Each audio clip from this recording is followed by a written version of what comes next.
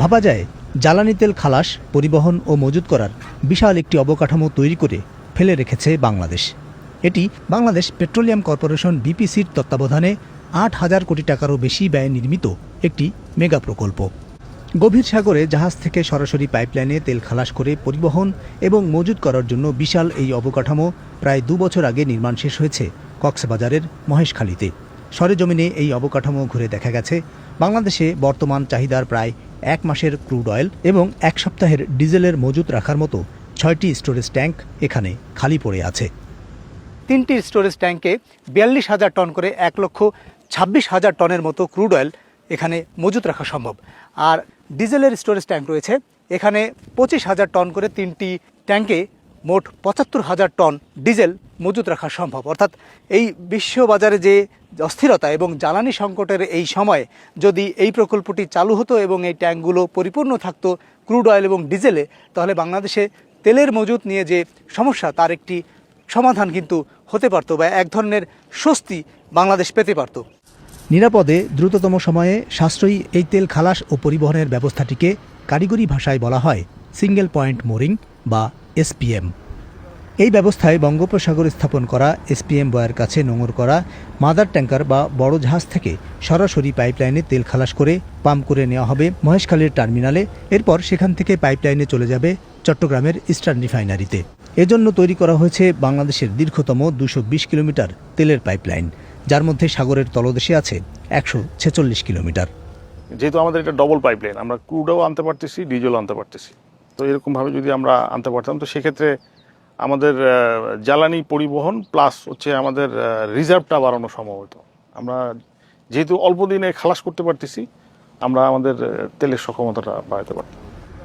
সনাতন পদ্ধতিতে বড় জাহাজ থেকে লাইটারেজ করে ১ লাখ টন ক্রুড অয়েল খালাস করে পরিবহন করতে সময় লাগে কমপক্ষে ১১ দিন। আর এসপিএম পাইপলাইনে সেই পরিবহন ও খালাস সম্ভব মাত্র ৪৮ ঘন্টায়। এটা একটা অত্যন্ত গুরুত্বপূর্ণ প্রকল্প, জ্বালানি সাশ্রয়ী প্রকল্প, সময় সাশ্রয়ী প্রকল্প, লস রিডাকশন প্রকল্প। কারণ আমরা জানি লাইটারেজে যখন তেল আনা হয় তারপরও একটা লস কাউন্ট আছে, সেই লসটা হয়। তো পাইপলাইনের মাধ্যমে সেই লসটা অনেক কমে আসবে, কস্ট এফেক্টিভ, সব দিক থেকে এটা পরিবেশ বান্ধব এবং আধুনিক একটা ব্যবস্থাপনা। ৮,০০০ কোটি টাকার বেশি ব্যয়ে ২০২৪ সালে এই প্রকল্পের নির্মাণ কাজ শেষ হলেও পরিচালনা ও রক্ষণাবেক্ষণের জন্য অপারেটর নিয়োগ করতে না পারায় প্রকল্পটি চালু হয়নি। জ্বালানি বিশেষজ্ঞরা নির্মাণের এতদিন পরেও এসপিএম চালু না হয় বিস্ময় প্রকাশ করেছেন। এটা হয়ে যদি পড়ে থাকে তাহলে তো আমার মনে হয় এটা প্রশ্নবিদ্ধ হওয়া উচিত যে কেন এটা কার গাফলতিতে এরকম হয়ে পড়ে আছে, এবং সেটা দ্রুততম সময়ে এই ব্যবস্থাপনাটা চালু করার জন্য যা করা দরকার সেটা করা উচিত। চীনের অর্থায়নে G2G চুক্তিতে এই প্রকল্প বাস্তবায়ন করেছে চীনের একটি ঠিকাদার কোম্পানি। ২০২৪ সালে বিশেষ আইনে দরপত্র ছাড়াই ওই কোম্পানিকেই অপারেটর নিয়োগের সিদ্ধান্ত নেওয়া হয়েছিল। তবে অন্তর্বর্তীকালীন সরকার বিদ্যুৎ জ্বালানি বিশেষ বিধান আইন বাতিল করার পর এখন পর্যন্ত এসপিএম অপারেটর নিয়োগ করা যায়নি। জ্বালানি বিভাগ জানিয়েছে বিশেষ আইন বাতিলের পর ২ দফায় উন্মুক্ত দরপত্র আহ্বান করে অপারেটর নিয়োগের প্রক্রিয়ায় বিলম্ব হয়েছে।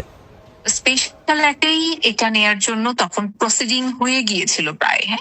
তো বাই দিস টাইম আসলে নতুন গভর্নমেন্ট আসলো, স্পেশাল অ্যাক্ট বাতিল হলো, ওইটা বাতিল হলো হয়ে আসলে প্রসেস টেন্ডারিং আসলে এটা দ্বিতীয় দফায় টেন্ডার করা হয়েছে। তো এই প্রসেস গুলো করতে আসলে এই সময়টা লেগে গেছে। আমার মনে হয় সেকেন্ড বা থার্ড ডেতেই এইটা নিয়ে মন্ত্রী মহোদয়, প্রতিমন্ত্রী মহোদয় ওনারা বসেছিলেন আমাদের সাথে, মাননীয় মন্ত্রী, এবং এটা আমরা ব্রিফ করেছি। মানে they are also very concern about this project, যে how quick we can start this.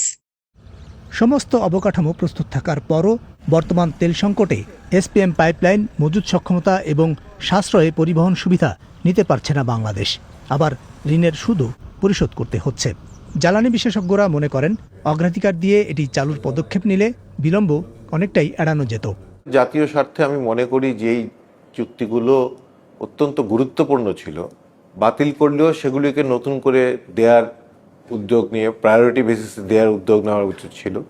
আমরা কিন্তু যেই চুক্তি আছে সেই চুক্তি দেখেই একটা সুইস চ্যালেঞ্জ যেটা আমরা বলি যে এর চাইতে বেটার অফার করতে পারতাম, অর্থাৎ যেটা কম্পিটিশন ছাড়া দেওয়া হয়েছে সেটার মধ্যে কম্পিটিশন নিয়ে আসতে পারতাম। সো একটু ইনোভেটিভ চিন্তাভাবনা করলে কিন্তু আমরা এতদিন এটা হয়তো চালু রাখতে পারতাম।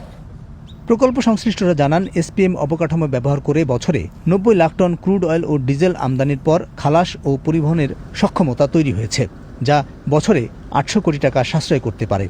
এখন দরপত্র মূল্যায়ন শেষে অপারেটর নিয়োগ করে দ্রুত এটি চালু করতে নতুন সরকার আন্তরিক বলা হলেও ঠিক কতদিনে এই প্রকল্পটি চালু করা যাবে সেটি সুনির্দিষ্ট করে কেউ বলতে পারেনি।